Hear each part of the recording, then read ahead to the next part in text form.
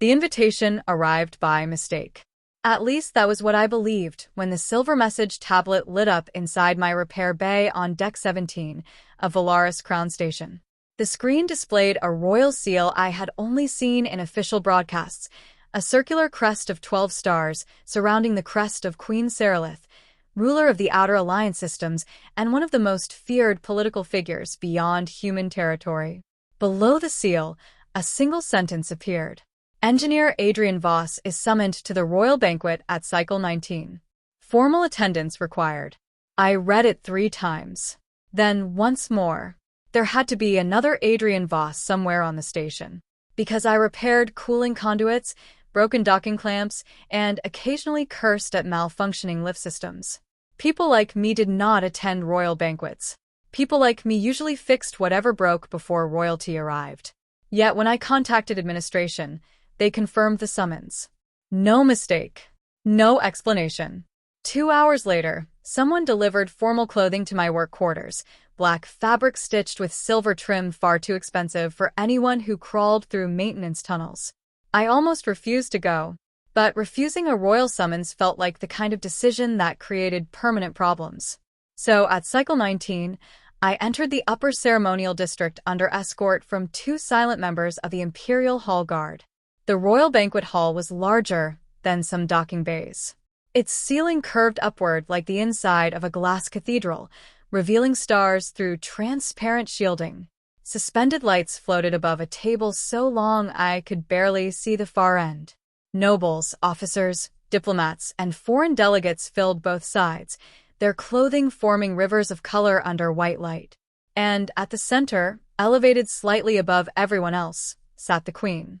In person, Queen Seralith looked nothing like the rigid leader from public transmissions. She looked sharper, alive in a way screens never captured. Dark silver ceremonial robes flowed around her chair, and her posture carried such calm authority that conversation itself seemed to orbit her. As I entered, dozens of eyes turned toward me. Confusion spread immediately. A human engineer in borrowed formal wear stood out badly among nobles. One attendant led me, not to the far edge, but halfway down the hall. Close enough to be seen. That made me nervous instantly. A thin official leaned toward me as I sat. "You will speak only if addressed." Wasn't planning a speech. Do not improvise. That warning felt oddly specific. The banquet began with ceremonial silence, followed by layered dishes carried by attendants in precise rhythm. Alien fruit, crystal bowls, shimmering sauces, steaming plates whose names I did not know. I tried to disappear into stillness. The Queen spoke occasionally with diplomats seated near her. Every word made others lean slightly closer, as if afraid to miss hidden meaning. Then the third course arrived, a covered silver tray placed directly before the Queen. Unlike the others, this dish drew visible attention from nearby nobles. Even subtle tension changed in the room. The lid lifted. Inside lay a pale spiral fruit arranged beside dark sauce. At first glance, it looked elegant. At second glance, my stomach tightened. Because earlier that week I had replaced nutrient filtration pipes in lower agricultural storage, and one warning sign had been repeated constantly. Never mix raw Venari fruit oils with metallic enzyme reduction. The dark sauce beside the fruit reflected exactly that metallic sheen. I stared. No one else reacted. Maybe alien biology handled it differently. Maybe I was wrong. The Queen lifted her utensil. And then I saw condensation forming wrong, tiny silver streaks across the plate edge. That meant active reaction. Not ordinary preparation. Something unstable. My chair scraped backward before I fully thought. "Don't eat that." The words came out louder than intended. The sound hit the hall like an explosion. Every voice vanished. Every servant froze. The Queen stopped mid-motion, and the entire royal hall turned toward me. A guard's weapon activated instantly behind my shoulder. Someone whispered, horrified. He spoke. The official beside me looked ready to die from panic. The Queen slowly lowered the utensil. Her gaze locked on mine, not angry, not shocked, simply focused. "Explain," she said. The entire room waited. I forced myself not to look at the guards. "The sauce," I said carefully. Metallic enzyme reduction reacts with Venari oils. If that fruit was sliced recently, the reaction becomes toxic within minutes. A noble across the table scoffed immediately. Absurd. Royal kitchens are inspected. I pointed toward the plate. The silver streaking on the rim means active oxidation. The queen looked to her chief attendant. Test it. A silence heavier than gravity followed. The attendant took a sample and handed it to a medical scanner brought by a nearby servant. 3 seconds later, the scanner flashed red. A collective breath moved through the hall. Toxic markers confirmed. Not enough for instant death perhaps, but dangerous. The noble who had mocked me went pale. The queen did not look at him. Instead, she kept watching me. How do you know this? I repaired agricultural filtration systems. Venari warning labels are impossible to ignore because one technician nearly poisoned himself last month. Another silence. Then the queen rose. That alone made half the hall stand immediately. Seal the hall, she ordered. Doors locked. Guards moved. No one spoke. The royal food supervisor was dragged forward within moments, trembling. He insisted ingredients were inspected, that nothing unusual had entered the kitchen. The queen asked only one question. Who handled this plate after preparation? Investigation began immediately inside the hall itself. No one left. Every attendant questioned. Every ingredient scanned.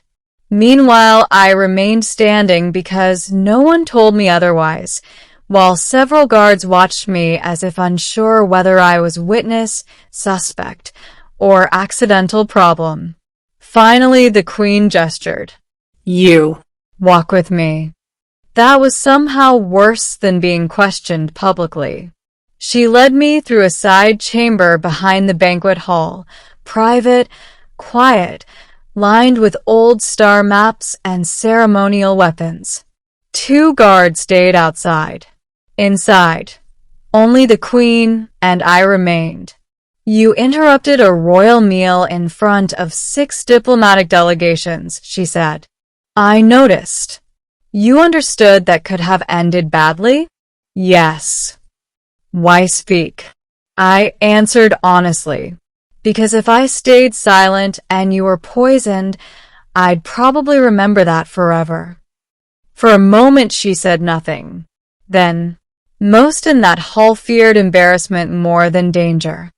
I glanced toward the closed doors. Some looked ready to kill me for speaking. They were ready to kill you for speaking incorrectly. That distinction was not comforting.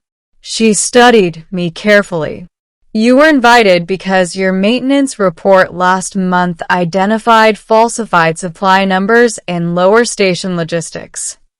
That surprised me. I only wrote what I found. That report exposed theft involving 2 senior contractors. So that was why I had been summoned. Not by mistake. Observed first. Tested perhaps. Before I could ask further, one guard entered urgently. Your Majesty.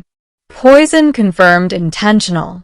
Delivery trace altered after kitchen transfer. The Queen's expression sharpened instantly. Who had access? A serving chain through diplomatic preparation corridor. Meaning someone inside banquet staff, or someone with clearance. The Queen looked at me. Did you notice anyone near your section before service? I thought back carefully. One attendant had moved differently, left-handed but serving from wrong side, sleeves slightly longer than regulation. Yes, I said. One server near mid-table, taller than others, left hand dominant, sleeve cuff too long. The guard stiffened. That matches no assigned attendant. The Queen gave immediate orders. Search began. Within 20 minutes, they found the false attendant trying to reach cargo access disguised as waist staff. not a servant. An assassin linked to a trade delegation hostile to royal negotiations. The banquet dissolved into controlled political crisis. But instead of dismissing me, the Queen ordered me relocated temporarily to secured guest quarters, which sounded polite until I realized it meant I was not free to leave. That night, an attendant delivered dinner personally, after scanning every dish twice. A note came with it. Tomorrow. Private breakfast. Attend. At dawn, I was escorted to a smaller chamber overlooking the station's inner gardens. No court this time. No diplomats. Only the Queen seated beside a narrow table. Breakfast for two, which felt deeply unnatural. You survived the night, she said as I entered. I assumed that was preferred. Some advisors argued otherwise. That did not sound like a joke. I sat carefully when permitted. The meal was simple compared to the banquet. Fresh fruit, bread, warm tea. She deliberately took the first bite from each dish before speaking again. To reassure you, she said, I appreciate that. A faint smile touched her expression, different from the public face in the hall, less distant, almost amused. You repair machines, she said. Yet yesterday you observed chemistry, protocol, body movement, and deception. Machines teach patterns. People break them. That may be the most useful political answer I have heard this season. Outside the glass wall, artificial sunlight moved across the garden ring. For the first time since arriving on the station, I saw her without ceremony pressing down every word. You knew someone might target the banquet? I asked carefully. I knew negotiations threatened profitable enemies. And still attended publicly? A queen who hides invites larger attacks. That answer explained why fear followed her reputation. Not cruelty, resolve. Then she asked, when you stood yesterday, were you afraid? Yes. But you stood anyway. I was more afraid of what happened if I didn't. She looked down briefly, then back. Do you know how many in that hall noticed the poison but said nothing because they doubted themselves? That surprised me. Others noticed. 3 later admitted uncertainty. I understood then what had angered her more than the assassination attempt itself. Silence. A ruler could survive enemies easier than hesitation, disguised as loyalty. Later that day, formal investigation ended. Publicly, the story became simple, an attempted diplomatic attack prevented by station vigilance. My name was omitted. Naturally, politics preferred clean narratives. By evening, my transport clearance returned. I expected departure. Instead, before docking, I received one final summons. The Queen waited alone at an observation platform above the departure docks. Stars burned beyond the shielded glass. Cargo lights drifted slowly below. She held a small case. You're leaving, she said. That's usually how unpaid engineers survive. She handed me the case. Inside lay a slim metallic pass marked with royal clearance symbols. I looked up. What is this? Access authorization to royal sectors and protected transport routes. That seems excessive. You interrupted a queen publicly, identified poison, and helped expose infiltration. Excessive feels proportionate. I almost laughed. Your court will hate this. Some already do. The honesty surprised me.